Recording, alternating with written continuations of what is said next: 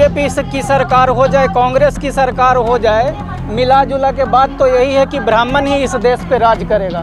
जिस पार्टी के 5 प्रमुख नेताओं में से अगर 90% वाले लोग नहीं हैं तो समझ जाना कि वो पार्टी ब्राह्मणवादी पार्टी है।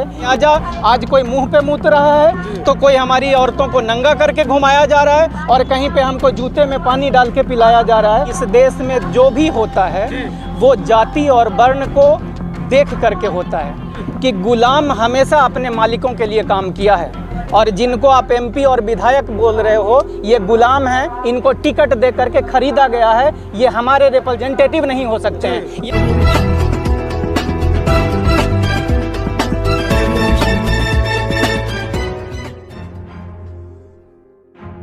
इसमें मेरा जो एक सोच है कि कोई विप्र होए हमें क्या हानि।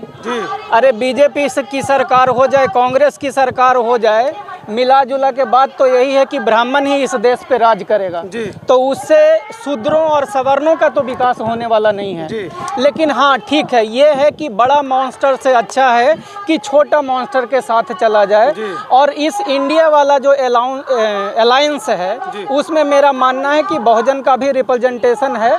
तो for the time being, permanently मैं नहीं कह रहा हूँ इस देश की जनता को, फॉर द टाइम बिंग हम लोगों को, क्योंकि हम तैयार नहीं हैं, इसीलिए जो अवेलेबल व्यवस्था है उसको सपोर्ट करना चाहिए। और इंडिया का अगर सपोर्ट होता है तो मुझे लगता है बहुजन के लिए बेहतर होगा। अवेलेबल में तो बीजेपी है, उसके अलावा दूर दूर तक कोई दिख नहीं रहा है। देखिए, लेकिन अगर वो अवेलेबल है तो वो हमारे लिए नहीं है।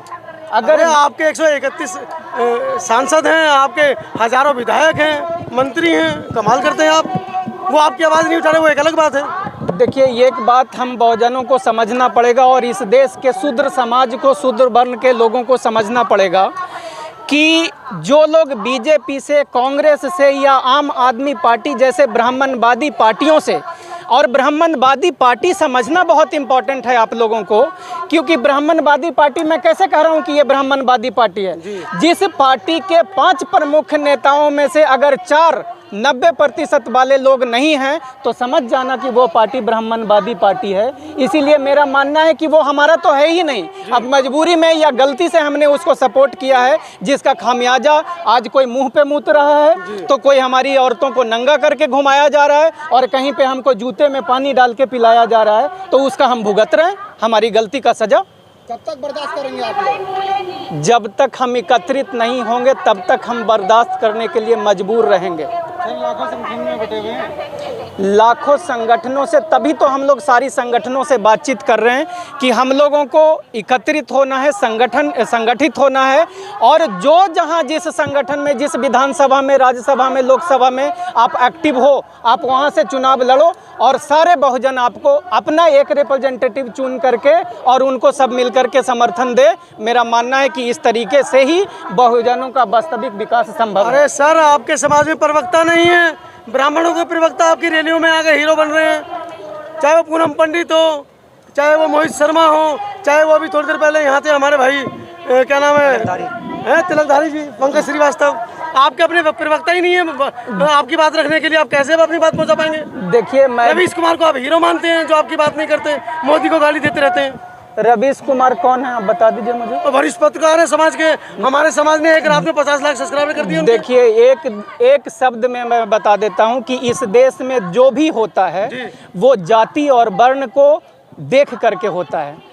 वरिष्ठ रवीश कुमार जिनकी नाम आप ले रहे हैं, कन्हैया कुमार के लोग जो हमारे बहुजन लोग फॉलो कर रहे हैं, हम कह रहे हैं कि आने वाले समय में ये आपके भविष्य को अंधकार में धकेलने वाले लोग होंगे।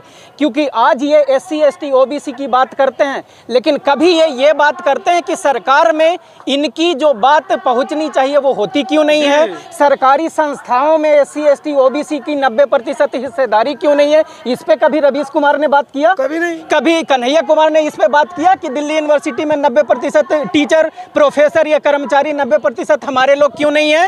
ये वो लोग हैं जो आपको भटकाने का काम करते हैं। रतन लाल ने कल प्रेस कॉन्फ्रेंस की है, वो कह रहे हैं 25 साल हो गए, सीनियरिटी के हिसाब से मेरा प्रमोशन होना चाहिए था, लेकिन जातीय जो वहाँ की प्रधानाचार्य हैं उन्होंने उनका प्रमोशन रोक दिया है। कल प्रेस कॉन्फ्रेंस किया उन्होंने। देखिए, मैं इस देश के सारे बहुजनों से बस एक निवेदन बार बार हाथ जोड़ करके करना चाहता हूं कि आप लोग एक कसम आज खा लो कि कुछ भी हो जाए इस देश में सबके साथ अच्छे से खाओ पियो उठो बैठो, दोस्ती यारी रिश्तेदारी जो निभाना है निभाओ, लेकिन वोट SC ST OBC और माइनॉरिटी से बाहर मत देना, शूद्रों से बाहर मत देना, और यही एकमात्र आपके लिए विकल्प है। इसके अलावा और बातें बहुत होगी। सर वही तो मैं कह रहा हूँ, शूद्रों के भी तो 150 के करीब MP हैं, हजारों विधायक हैं, लेकिन उनके मुंह पे दही जमी है। देखिए मैं तो वो आपकी बात उठा ही नहीं रहे। बहुजन अखबारी की यहाँ पर चर्चा चल रही है, दिल्ली के अंदर इतने सांसद हैं, एक भी नहीं है वो यहाँ पर।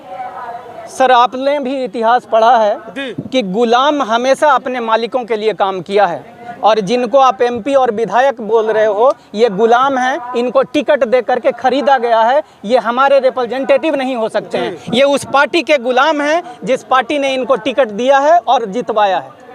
तो दिल्ली में तो आप जिन पार्टियों का विरोध कर रहे हैं, दिल्ली में वो फ्री में बिजली पानी दे रहे हैं। बहुत अच्छी बात कह दी आपने, दिल्ली में वो फ्री बिजली दे रहे हैं, पानी दे रहे हैं, लेकिन क्या शिक्षा दे रहे हैं?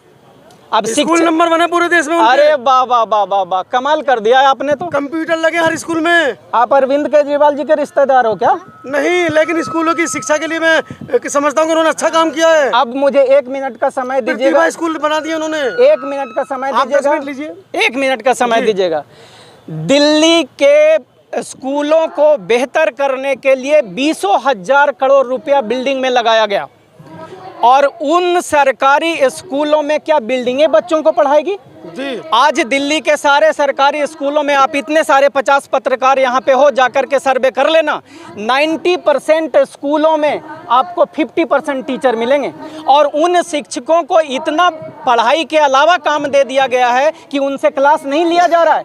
दिन भर में एक दिन में 8 क्लासेस होनी चाहिए, और मैक्सिमम 3 से 4 क्लासेस होती हैं। रुक जाइए सर 1 मिनट। घर पे कूलर सारे में सो रहे हैं। हाँ, तभी मैं बता रहा हूँ कि आपको भटकाने का काम कर रहे हैं। तभी आपने शुरू में सवाल पूछा था कि जी आप नेता बनना चाह रहे हो और SC ST OBC में प्रवक्ता नहीं है। प्रवक्ता इसलिए नहीं है क्योंकि ये ब्राह्मणवादी विचारधारा वाले लोग आपके बच्चों को पढ़ने देना नहीं चाहते हैं, आपको शिक्षित रखना चाहते हैं। सर बिजली आप पानी फ्री कर दिया उन्होंने, आप क्या फ्री कर दोगे? अब मैं बताता हूं कि बिजली पानी फ्री उन्होंने नहीं किया जी।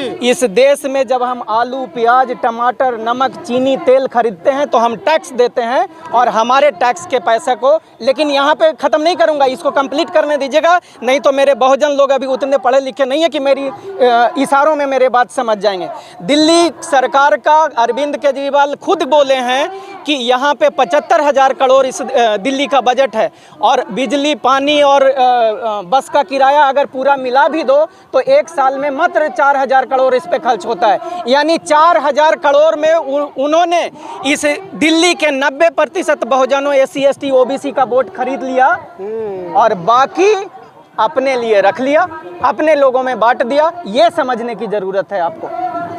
तो क्या 2024 में किधर जाएंगे फिर लोग?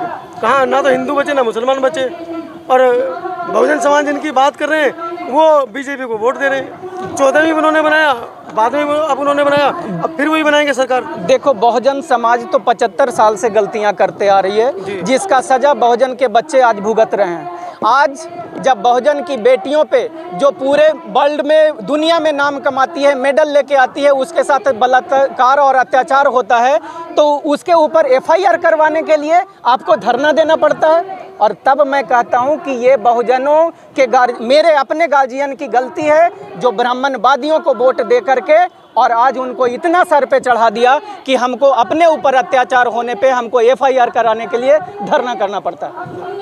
चलिए, धन्यवाद।